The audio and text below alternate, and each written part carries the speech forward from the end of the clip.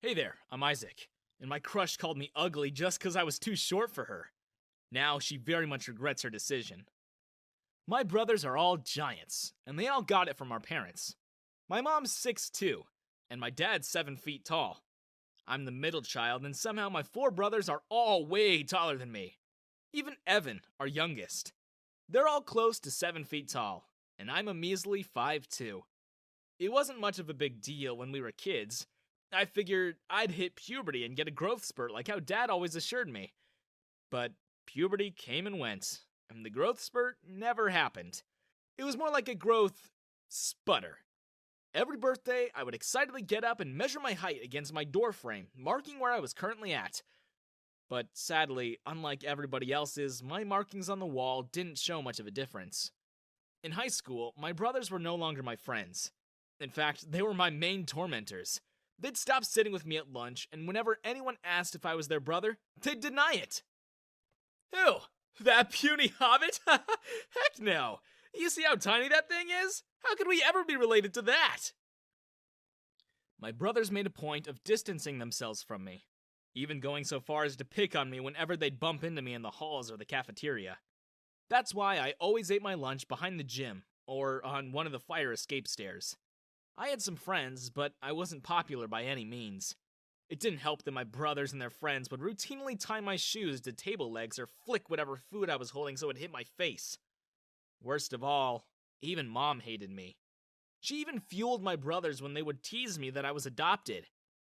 I mean, they could be right, you look different, and you're the smallest one of them. Sometimes, I actually wonder if you got switched at birth and we ended up with someone else's little runt. Only my dad was my ally. He'd force my brothers to let me in on their basketball games. He'd call us his little basketball team, and that I was his MVP. And he wasn't lying. Even though I was small, I could always score a 3-pointer on any of them, and I could dodge and weave around them with ease. I was fast, too, and slippery as an eel. So they could never beat me, even if I was tiny. Other than that, I was invisible to everyone else. Especially my crush.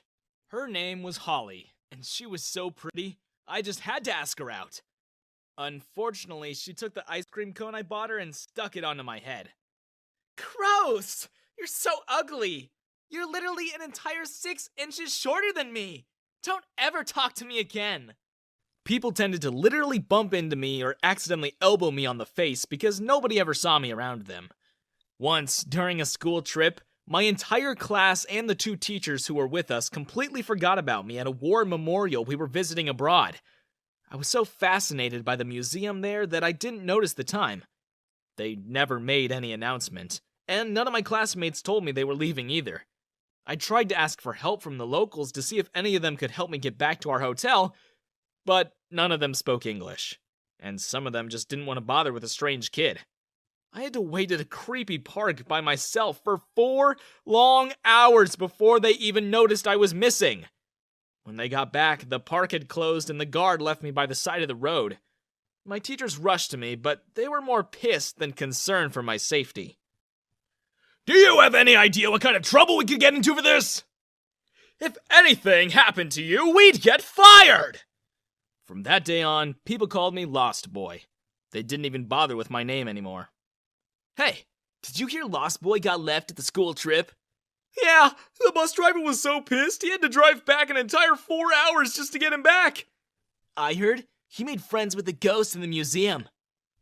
I became even more invisible than before. People talked about me, but they talked about me as if I wasn't right there with them. Until one day, I met Penny. Penny was a quiet girl who never said much to anyone, and she didn't have many friends like me. In fact, I had never met any of them. She only told me about them in her stories. At some point, I wondered if they really existed.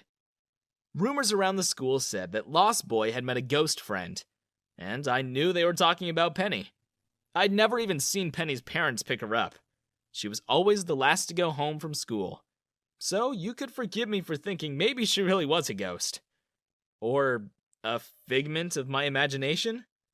Lost Boy and Ghost Girl, huh? What a perfect pair. Before the holidays this year, I came into a very, real realization that Penny was indeed not a ghost. It was just before Thanksgiving, and lots of people from our street decided to party early. A particularly rowdy group of teenagers were wreaking havoc in the cul-de-sac with their firecrackers and noisemakers. Several cops were called out to deal with the juveniles, but the police can never find them. All night they made noise and set off fireworks. At that point, I snuck out of the house to meet up with Penny. We'd agreed to meet that night so we could have our own little Thanksgiving dinner together. She didn't have anyone to celebrate with. Her parents were abroad as per usual, and so, with a bunch of dishes and lunchbox full of turkey, I made my way to Penny's house. It was massive and grand. It almost looked like a smaller version of the White House, but very creepy. Like the houses you see in a horror movie creepy. Like the kind of house a powerful, insanely rich vampire would live in. Happy birthday! Penny opened the door with a smile, and when she saw that I'd brought her a present and remembered her birthday, she blushed, and then she shyly hugged me. You didn't have to. Thank you. Come in, Isaac. We were enjoying the turkey my dad made when we heard noises coming from outside. It was those kids the cops had been looking for all night. I could barely make out what they were yelling. But it seemed they thought Penny's house was abandoned. Hey, look! There's a light in there! Oh, it's a ghost! I bet you $10 there's a ghost in there. Why don't you go check it, Rhett? You go check! I bet you 20 it's just some hobo. So why don't you go check, Jake? Nah, I have a better idea. The click of a lighter echoed in the still night, and Penny and I heard the whistling of a firework before we realized it was coming straight for us.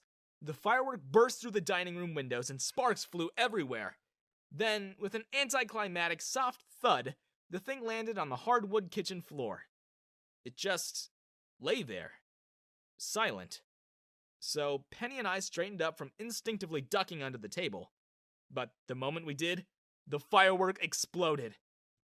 It was a crazy kaleidoscope of colors. It was so close that it blinded us for a second.